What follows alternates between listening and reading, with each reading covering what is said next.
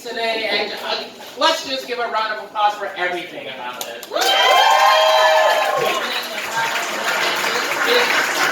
lineup we all won.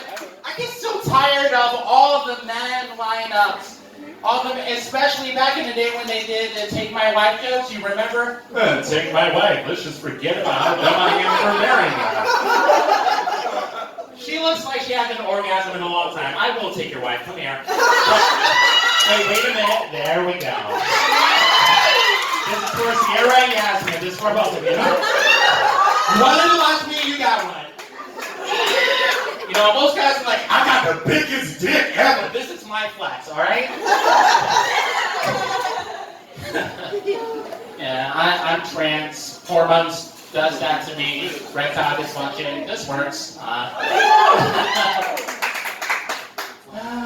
But no, I'm just me being myself, being transgender, she, her pronouns, also being a lesbian. Like, I am dating, but just being transgender alone, I was looking at my options, I was thinking of a magician.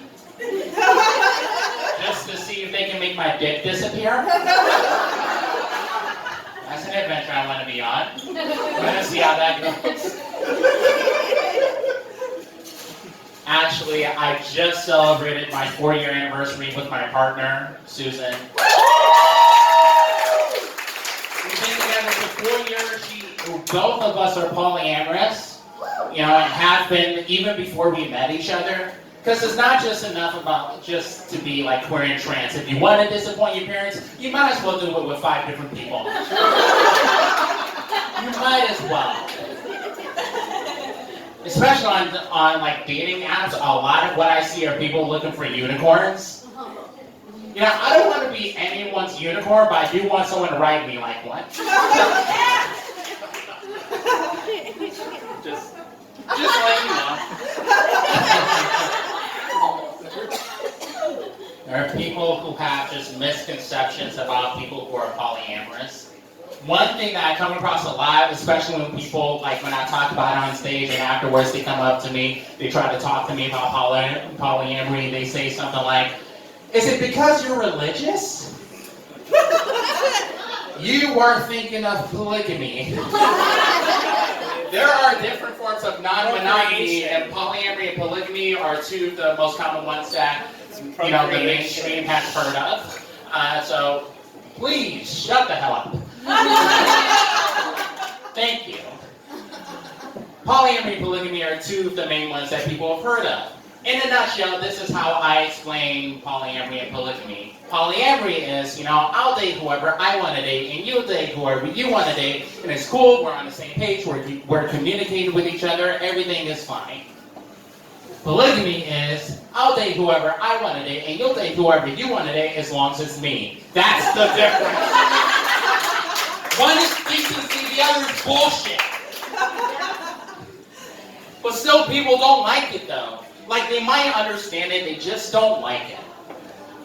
One example I came across was I was swiping on Tinder and I came across a profile where someone had on their profile, it said, if you're a polyamorous and you have a partner, get the fuck off this app and leave the ladies to me and the rest of the non-perverts. First of all, I am a proud pervert, bitch.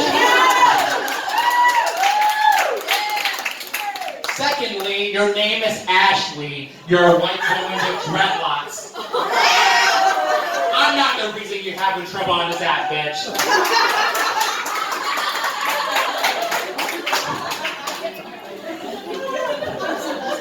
That's not even the extent of it. Like, even just dating aside, being trans on Instagram. You wouldn't think it's a thing, but it is.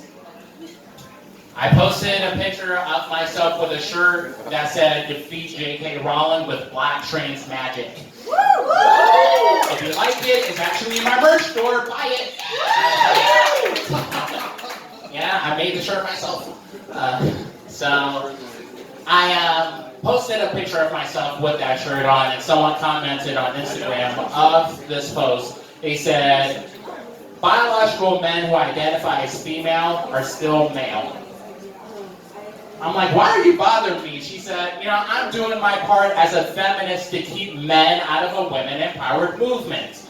Plus, you're wearing that shirt, you're targeting J.K. Rowling and other turfs. You attract what you seek.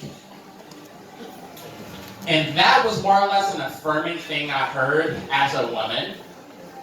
Because this woman's excuse for harassing me was that because of what I was wearing, I was asking for it. Which is a really weird thing for a feminist to say.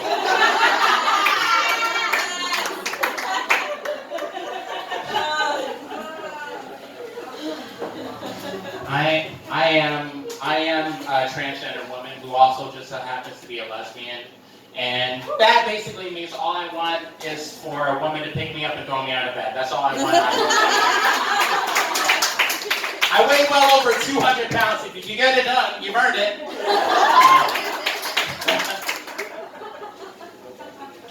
I even discovered a lesbian TikTok. That's a rabbit hole I never want to get out of.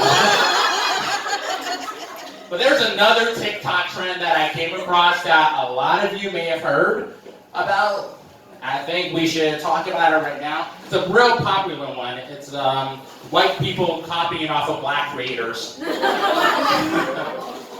So this is a popular thing that happens on TikTok. In case you're unfamiliar, what happens is that we have white TikTok users, popular ones, who copy from black creators and dancers, use their material to basically get famous, get trendy, and all that good stuff. If it sounds familiar, guess what? The 45th anniversary of Elvis Presley's death is coming up. Just in case you're looking for something else to celebrate this year. So, Black TikTok had had enough.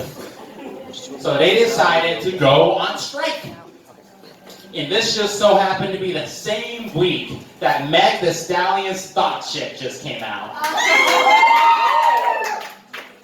So white people were left to their own devices. One of the dances I saw to the song were like this. Yep. This pissed me off on a different level.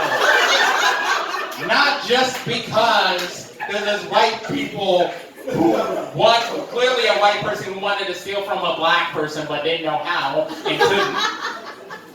But because the lyrics to the chorus of the song are hands on my knees, shaking ass on my thought shit. The directions were in the song. What the fuck is this? I know white people don't like listening to black people, but come on.